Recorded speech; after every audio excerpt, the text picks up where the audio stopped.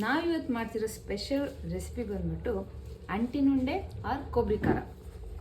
ಅದಕ್ಕೆ ಬೇಕಾಗಿರೋ ಐಟಮ್ಸ್ ಬಂದ್ಬಿಟ್ಟು ಒಣ ಕೊಬ್ಬರಿ ತುರ್ಕೊಂಡಿರಬೇಕು. ಅದಾದಮೇಲೆ ಉತ್ತುತ್ತಿ ಅದನ್ನ ಜಜ್ಕೊಂಡಿರಬೇಕು, ಬಿಕಾಸ್ ಮಿಕ್ಸರ್ ಹಾಕ್ಕೊಂಡಾಗ ಅದ್ರ ಬೀಜ ಬಂದು ಪ್ರಾಬ್ಲಮ್ ಆಗುತ್ತೆ ಅಂತ ಹೇಳ್ಬಿಟ್ಟು. ಅದಾದಮೇಲೆ ಸ್ವಲ್ಪ ಸಕ್ಕರೆ.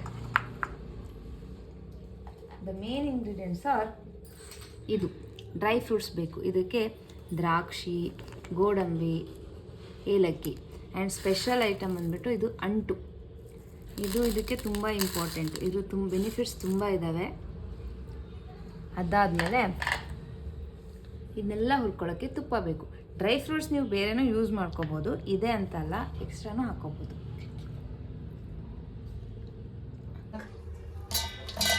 ಇದನ್ನೆಲ್ಲ ಒಂದು ಸ್ವಲ್ಪ ಗ್ರೈಂಡ್ ಮಾಡ್ಕೋಬೇಕು, ತರಿಯಾಗಿ ರುಬ್ಕೋಬೇಕು, ಮಿಕ್ಸ್ ಮಾಡ್ಕೋಬೇಕು. ಹಾಕು. ಅದು ತುರ್ಕೊಂಡಿರೋಂಥ ಕೊಬ್ಬರಿ, ಅದಾದಮೇಲೆ ಮುತ್ತುತ್ತಿನ ಹಾಕ್ಕೊಂಡು ಫಸ್ಟು ಮಿಕ್ಸಿ ಮಾಡ್ಕೊಂಡು ಸಣ್ಣದಾಗಿ ಮಾಡ್ಕೋಬೇಕು. ತುರ್ಕೊಂಡ್ಮೇಲೆ ಅದು ಈ ಥರ ತರಿಯಾಗಿ ಕಾಣಿಸುತ್ತೆ.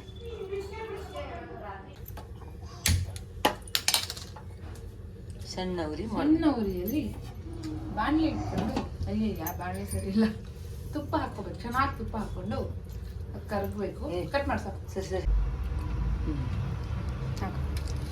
ಫಸ್ಟಿಗೆ ಡ್ರೈ ಫ್ರೂಟ್ಸ್ನೆಲ್ಲ ಅದರಲ್ಲಿ ಫ್ರೈ ಮಾಡ್ಕೋಬೇಕು.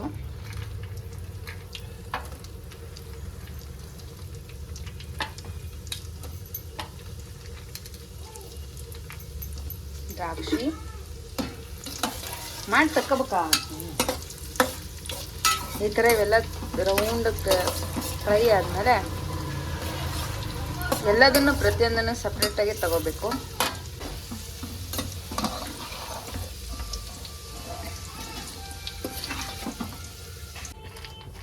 ಸ್ವಲ್ಪ ಕೆಂಪಾಗಬೇಕು, ಫ್ರೈ ಮಾಡ್ಕೋಬೇಕು.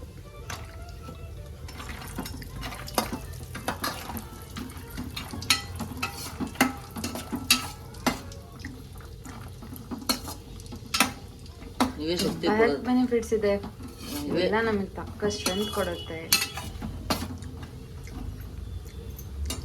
ಇದನ್ನೆಲ್ಲ ಒಂದು ತಟ್ಟೆಗೆ ತಗೊಂಡು ಇಟ್ಕೋಬೇಕು ಸೈಡಿಗೆ. ಅಂದ್ಬಿಟ್ಟು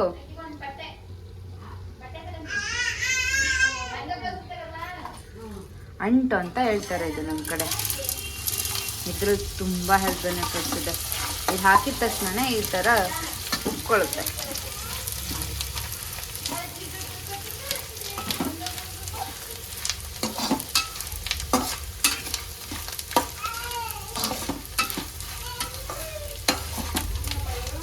ಇದು ಈ ಥರ ಫುಲ್ ಡುಮ್ಮ ಆದಮೇಲೆ ಹಾಕತ್ತಲ್ಲ, ಅಲ್ಲಿ ಅಷ್ಟು ಹಾಕಿ ಈ ಪುಡಿ ಎಲ್ಲ ಹಾಕಿ ಇದಾದ್ಮೇಲೆ ಇದ್ರಲ್ಲಿ ತುಪ್ಪ ಇರೋದ್ರಿಂದ ಇದಕ್ಕೆ ಎಲ್ಲದನ್ನು ಹಾಕಿ ಮಿಕ್ಸ್ ಮಾಡ್ಕೋಬೇಕು.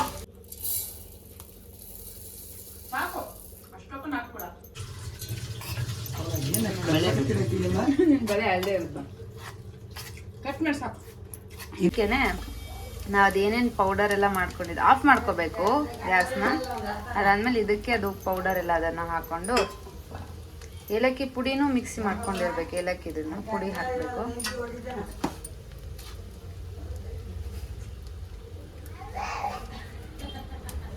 ಕೊಬ್ಬರಿ ಹಾಕಿ, ಕೊಬ್ಬರಿ ಸಕ್ಕರೆ ಮಿಕ್ಸ್ ಆಗಿರುತ್ತೆ. ಇದಕ್ಕೆ ಬೆಲ್ಲನೂ ಹಾಕೋತಾರೆ, ಬಟ್ ಟೇಸ್ಟ್ ಇದು ಬರುತ್ತೆ. ಸ್ವಲ್ಪ ಸಕ್ಕರೆ ಹಾಕ್ಕೊಂಡು ಸಾಕು, ಜಾಸ್ತಿ ಡ್ರೈ ಫ್ರೂಟ್ಸ್ ಎಲ್ಲದನ್ನು ಹಾಕ್ಕೊಂಡು ಮಿಕ್ಸ್ ಮಾಡಿಕೊಂಡ್ರೆ ಬಾಣಂತಿ ಕೊಬ್ಬರಿ ರೆಡಿ. ಬಾಣಂತಿ ಕಾಬು ಪುಡಿ, ಖಾರ ಕೊಬ್ಬರಿ ರೆಡಿ.